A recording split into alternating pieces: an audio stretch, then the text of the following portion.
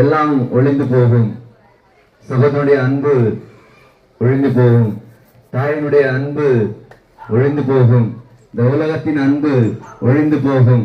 ஆனால் ஒழியாதது மாறாதது ஒரே அன்பு நாங்கள் அறிவிக்கின்ற இயேசுவின் அன்பு. என் ஆண்டவர் இயேசு 2000 வருஷத்துக்கு முன்னே தன்னுடைய ஜீவனை விட்டிருக்கிறார். நம்மளுடைய அக்கிரமங்களுக்காக, மீறுதலுக்காக, பாவங்களுக்காக தன்னுடைய ஜீவனை அவர் விட்டிருக்கிறார். அவர் மரித்தவரா இல்ல, மரித்து 3ஆம் நாள் உயிரோடு வந்த அந்த ஆண்டவராக இயேசு கிறிஸ்து நாங்கள் அறிவிக்கின்றோம். நம்மளுக்காக அவர் காயங்களை ஏற்றுக்கொண்டார்.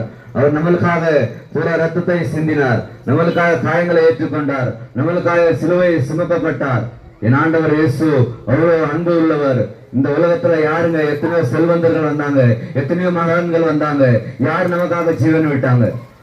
யாரும் நமக்காக ஜீவனை விட முடியாதுங்க.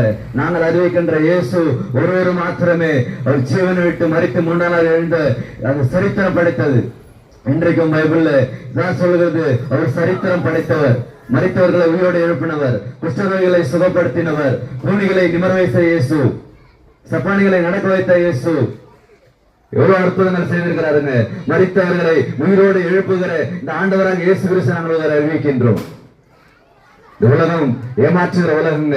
நீங்க எப்படிப்பட்ட சூழ்நிலை இருந்தாலும் சரி, கண்ணீரோடு இருக்கலாம், வேதனையோடு இருக்கலாம், கடன் பிரச்சனையோடு இருக்கலாம், எப்படி தீராத வேலைகளா இருக்கலாம். என் ஆண்டவரை நோக்கி நீங்க கூப்பிடும் போது என் ஆண்டவராக இயேசு கிறிஸ்து விடுதலை தர வல்லவரா இருக்கிறாருங்க. நம்ம எதையோ நம்பி போய் கொண்டிருக்கிறோங்க. டாக்டர் கடைசி கட்டத்துல என் ஆண்டவர் அவங்க சொல்ற காரியம் என்ன, என்னால முடியாது, நீங்க வேண்ட தெய்வத்தை நீங்க வேண்டிக் கொள்ளுங்கன்றாங்க. ஆனா அந்த ஆண்டவராக இயேசு கிறிஸ்துவை நீங்க நோக்கி கூப்பிடும் போது எல்லா உபத்திரத்தை மாற்றுவார், எல்லா சூழ்நிலைகளை மாற்றுவார், மரணை படுகையை மாற்றுவார், வேட்டையை மாற்றுவார், எல்லா கடன் பிரச்சனையை மாற்றுவார், உங்களுடைய கண்ணீரை மாற்றுவார், எல்லாம் உங்க துக்கத்தை கர்த்தர் சந்தோஷமாய் மாற்ற தேவனா இருக்கிறார். அவர் ஒருவர் மாத்திரம் தாங்க சமாதானத்தை தருகிற தேவன். என் சமாதானத்தை வைத்து போகிறேன்னு சொன்னவர் உங்களுக்கு சமாதானத்தை தர வந்திருக்கிறாருங்க. உங்க இதயத்தின் கருவை தட்டுகிறாருங்க. அவர் உங்க உள்ளத்துல சின்ன இடத்தை கொடுத்து பாருங்க. என் ஆண்டவர் இயேசு உங்க உள்ளத்துல வாசம் செய்வார். உங்களுடைய எல்லா சிறையிருப்பை மாற்றுவார். அதுதான் நாங்க சொல்லுகிறோம். இந்த உலகத்துல எல்லா கெட்ட வழிகள் தான் காட்டுவாங்க, ஒரு நல்ல வழியை காட்ட மாட்டாங்க. நீ கொடிய வாங்க கூப்பிடுவாங்க, சிகரெட் குடிக்க வாங்க கூப்பிடுவாங்க, சூதாடுத்து வாங்க போலான்னு சொல்லுவாங்க.